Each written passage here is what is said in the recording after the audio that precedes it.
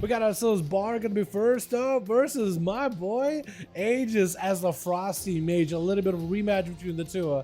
The Retribution Paladin who walked in last game and kind of just got glacial by a Frost Mage. This time he gets a proper chance here. Full cooldowns at the ready, everything available. Man might actually be able to stand a chance here. Aegis started off with a Blizzard out of the bat. Definitely wants to utilize the CC that Frost Mages have. Actually, wait. Can that be spell stolen now? There used to be a PvP town where you can't steal Hand of Freedom, but apparently you can. They managed to go in for the big spikes. Look at them lances, big glacial to follow. May just be a bubble situation? No, just shield of evidence and a divine protection. That's actually a lot of defenses. Blizzard, this is let you play the game. You just slow it down out in the open. Spell Warden, really early on. This is where Aegis is actually kind of limited what he can really do. All the time getting used up. Whatever damage he takes right now, as long as he survives the Paladin's go, he will be okay. He'll be able to all the time back to that original position, and he'll be able to have good line of sight over bursts. Does freeze him up immediately. Lances back to back. Mad damage but burst. He's going to be a brand by Aegis with a ring to Frost to follow. Does he have himself a glacial spike? He may just have a glacial. I'm not sure, but it looks like Aegis tried to go maybe for a little bit of reset behind the pillar. Maybe didn't have himself the most amount of burst available, but does want to cook someone up together. Big Blizzard, everything roots, bubble right now for Bar. Looks like he was actually trying to hold on to the big immunity until he had nothing left. Aegis with it all the time. Does get himself most likely going to cancel all the time while Ice Block is active, yeah? My goodness. I don't remember the Palace had this kind of damage. Tino, they recently got buffed up. Also, they recently got buffed up with a new class rework. And then they also got nerfed on their burst, and this is their damage after the nerfs. Does it feel nerfed? Hard to tell. They're definitely better than where they were. In 1007, Paladin is still in a much better position than where they were. Shifting power out for Aegis, trying to go for a bit of a poly. Oh, but the hammers though! These hammers I feel like came out of nowhere. He had a judgment, he had another hammer, then a big old hammer slamming. The range of these guys! It's crazy. Hard reflected back at himself. Those res perfect line up for the spell reflect, but Bar does have himself divine protection. 30% damage reduction. Big hammer hanging over Dress head. Try to see if he can fight through a Paladin thread. Hammer does slam down on him. It's gonna go for as much healing as he can. Bar with a lay on hands, trying to keep himself alive. Blind onto Dress and see if he can walk away from him. Hammer, Hand of Freedom, keep him moving. This time, Hand of Freedom cannot be stolen by no mage. And Dress try to see if he can stay on him as best as he can. Able to catch back up, able to maintain his healing for a bit at 25% dampening. Bar may also need some healing of his own. Has a Shield of Vengeance coming back up as well, so you can always use that as defensive. Big hammer hand over Dress head. Big final wreck. Wake of Ashes. Mad burst. Oh, he could have literally walked away and let the big hammer slam down on him, because there's nothing that the warrior could do in that situation. Last try to see if you can do Hover as well as Shatter to hopefully shatter the defenses of Bar. Able to blast him out with his Disintegrates a little bit, catching up a bit of damage. Does not go for the full Mastery Burst. There goes the big Mastery. Eternity Surge. Spell Warden gives him Fury immunity to magic damage though. The man is unstoppable for the time being.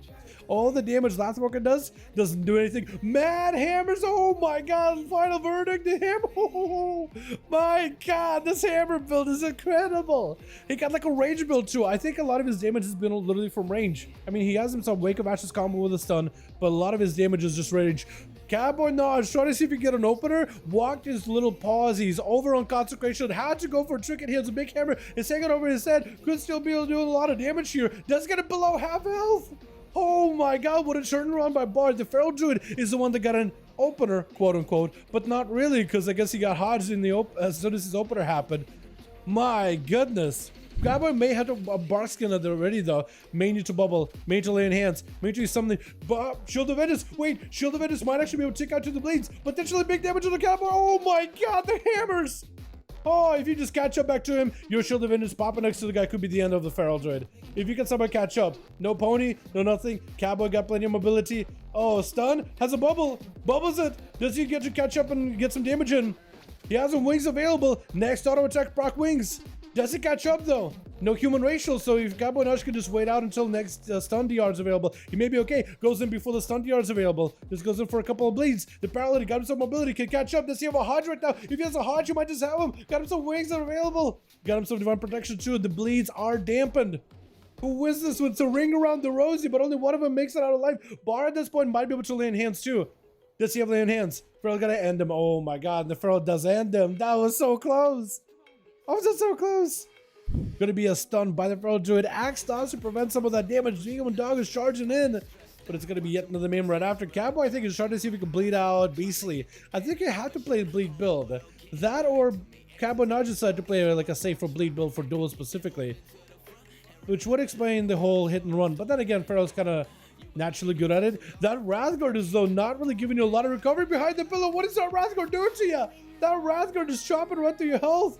You're just shaking out good chunks out of it.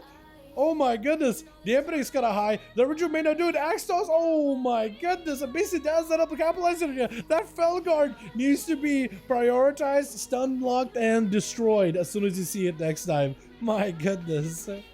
Oh my goodness, man. Gonna be Nick up next versus Beastly. Beastly trying to see if he can dodge him as best as he can. Just running for it, sprinting for it. The pet separated away from the Warlock, trying to see if he can slam him out while he's by himself. Big wake up Ash's combo does take him out with Diabolicals up next as a Destruction this time. Destruction Warlock should be a little bit stronger now. I think, didn't they change it up so their base damage of ability is a little bit less, but Cannibals a little bit harder? But I think you will be able to do quite a bit of damage with Immolates and Incinerates either way. Big soul fire burning right through the soul of Nick. It's going to go for a port as soon as he sees a bubble. This way you will avoid the Paladin as best as you can. As Nick trying to see if he can back up to Diabolicals. Diabolicals setting up himself yet another, maybe setting up a gateway here, port here. No, he's going to wait for Nick. Nick has to go a long distance, left side or right side. He's going to have to go a long way if he wants to fight Diabolicals. He's using the Succubus to pull him out of the pillar, dropping down a bunch of portals. There goes the full artillery strike. Big Infernal coming down. Nick is going to take a lot of damage. Not much you can really do in this situation. Diabolical's trying to get on top of him as best as he can, getting the bets in there. Spell Warden for Nick. That's going to help him out a lot, but the physical damage from that Tyrant, I mean, the Felguard doesn't really slap you that hard physically, right? It's mostly the Irradiate and Immolation aura that does a lot of damage. So I think for Nick, it's actually pretty decent to go. But the fact is that he can't capitalize off of that Spell Warden is going to hurt him a little bit. Succubus pulling you out in the open is going to go for a trinket. Trying to see if he can catch up to Diabolicals. So far off that Mortal Coil. Might just have him. Going to be a stun. That's going to be a trinket. Oh, I think Diabolicals got that. Who won that one? Is Diabolicals it? Was it Diabolicals? Yeah, Diabolicals does get the kill. I'm not sure what happened. I think that might have been a Battle Master trinket fell off and then like a Succubus slapped you or something, right? Bar walking in.